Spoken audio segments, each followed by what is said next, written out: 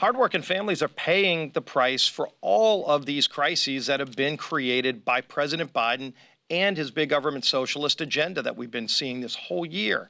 Whether it's the inflation that people are paying for every good and supply that they buy when they go to the grocery store, when they try to renovate their houses, they're waiting longer for things because of the supply chain crisis. They're paying dramatically higher, over 40% more at the pump because of the energy crisis that President Biden created. The border crisis continues to bring thousands of people a day across illegally, including people on the terrorist watch list.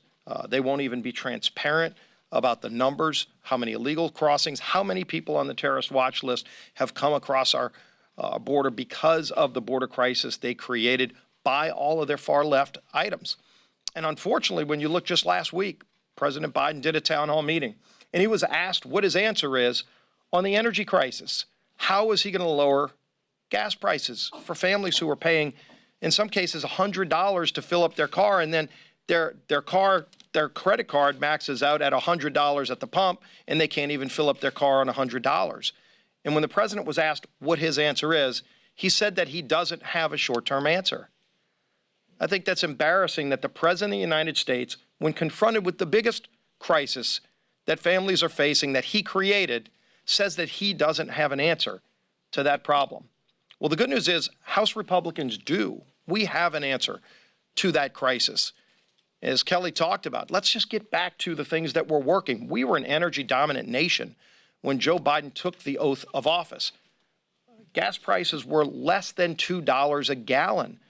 People harken back to those days. It wasn't that long ago that they were paying less than $2 a gallon for gasoline. Today, in some states, it's over $5 a gallon because Joe Biden, day one, said he wants to cancel the Keystone pipeline, but he greenlighted a pipeline for Russia. He canceled production and leases on federal lands here in America, but then he went and begged OPEC and Russia to produce more oil. And by the way, if this was all about carbon emissions, because you're going to see later this week the president get on a plane and head off to Europe, and his biggest priority is to be able to go to Europe with a massive tax and spend agreement so that he can go to brag to his European allies about how much he's wrecking America's economy with higher taxes, higher spending, and Green New Deal type proposals that will make it more and more difficult for families to heat their home in the winter because of his natural gas tax.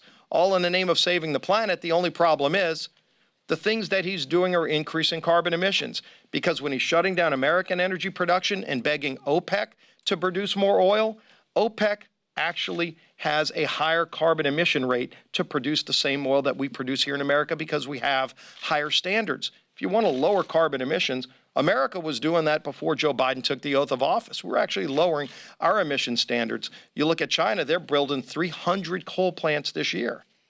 We should be making more things in America. We should be producing more energy here in America.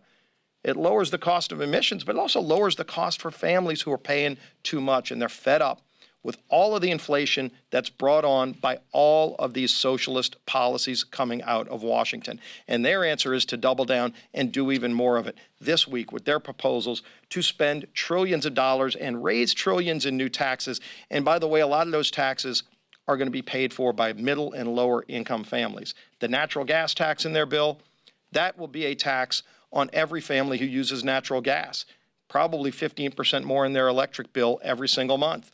The inflation tax, because inflation is a tax that's brought on by Joe Biden's massive spending, that hits lower income families the hardest. And so what we're saying is stop this madness.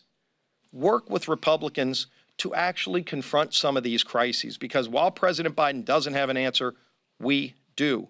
And just look at infrastructure. While they're holding infrastructure hostage to this multi-trillion-dollar bill that, as Drew Ferguson said, among other things, creates an army of new IRS agents. We're not saying they're going to have over 80,000 IRS agents. In their bill, they're adding over 80,000 more IRS agents to, among other things, try to snoop on people's spending. If you make over $10,000 a year, a senior on a fixed income would fall into that new trap. That is not what Washington should be doing. There was a bill that came out of the Senate unanimously last week, by the way. Bill by Senator Cornyn passed unanimously that frees up over $120 billion that's already sitting in state bank accounts, frozen, would allow those states to use that money on infrastructure today, not having to go through federal agencies here in Washington, but actually allowing those states to have over $120 billion freed up today to do real infrastructure. We're asking Speaker Pelosi to bring that bill to the floor.